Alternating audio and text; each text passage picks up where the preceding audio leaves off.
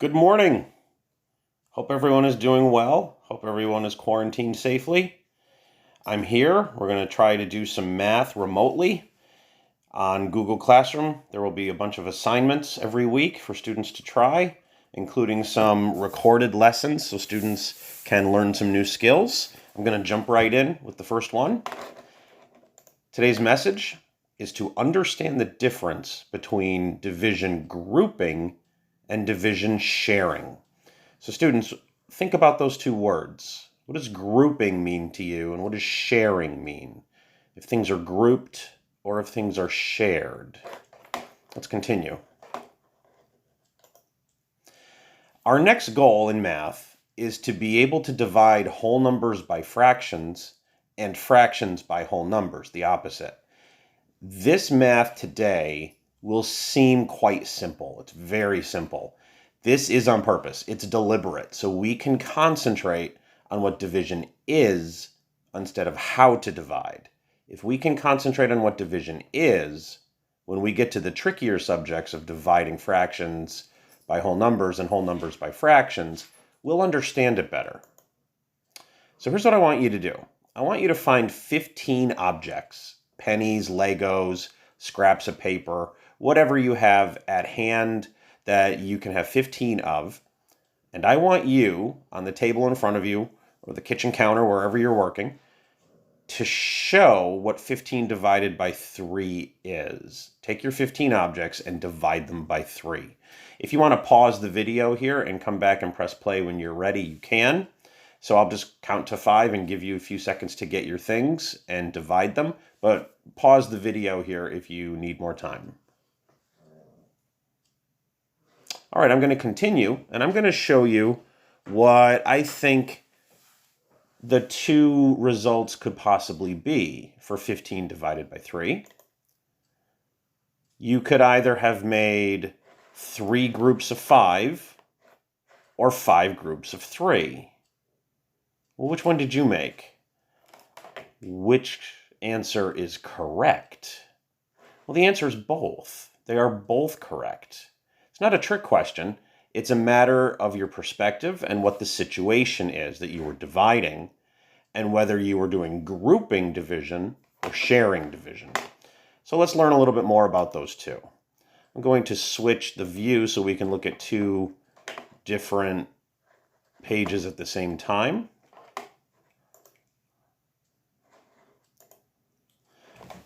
Here's the sharing division, and here's the grouping division. So take a look at the two. They look very similar, but in the sharing division, the 15 objects that we started with are split into 3 groups with 5 in each group. We knew that the 3 meant 3 groups, that we were sharing the 15 among 3 piles. What we didn't know is how many would go in each pile. With the grouping, we have 15 objects, and we knew we were going to put them into groups of 3, so we knew that there would be 3 in each pile. What we didn't know was how many piles there would be.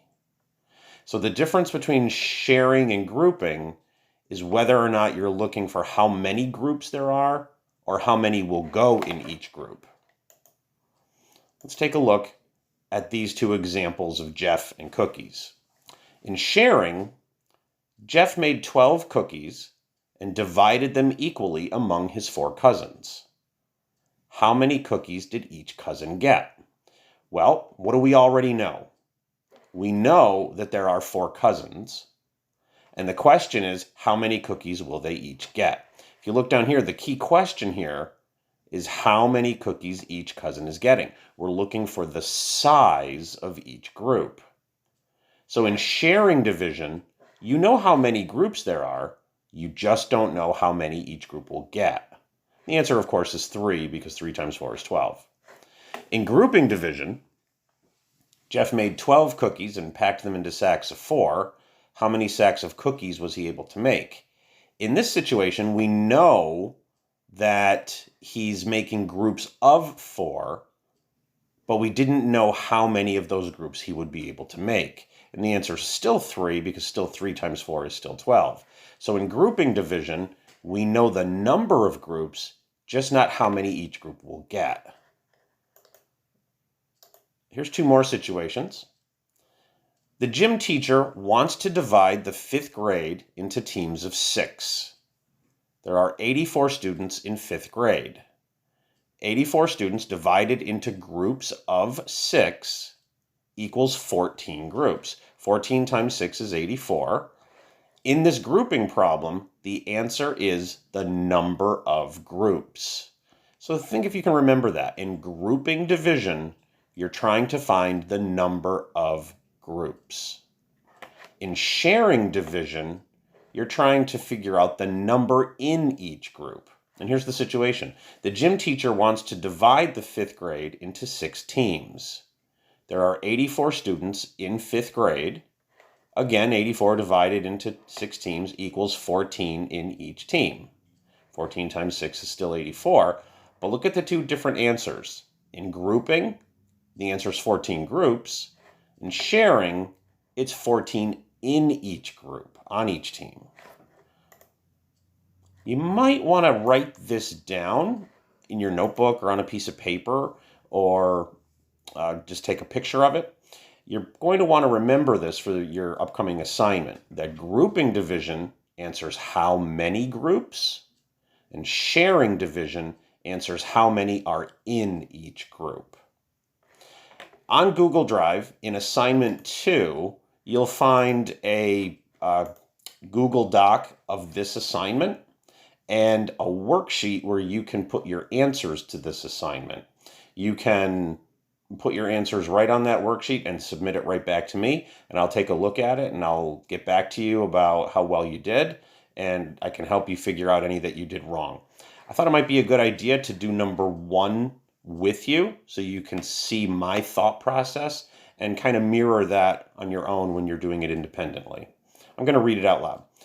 Decide whether each of the story problems below involves the sharing or the grouping interpretation of division.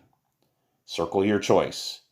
You don't need to solve the problems, but it may help to think about whether the answer will mean how many items are in each group or how many groups can be made.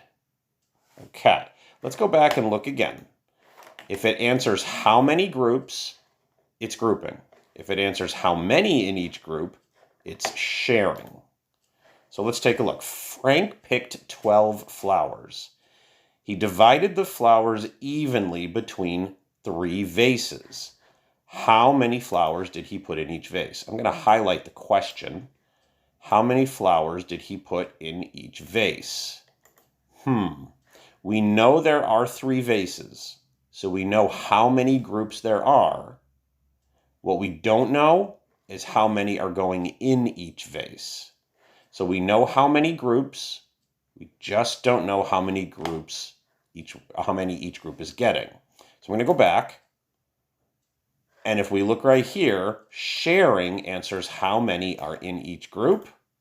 So the answer here would definitely be sharing.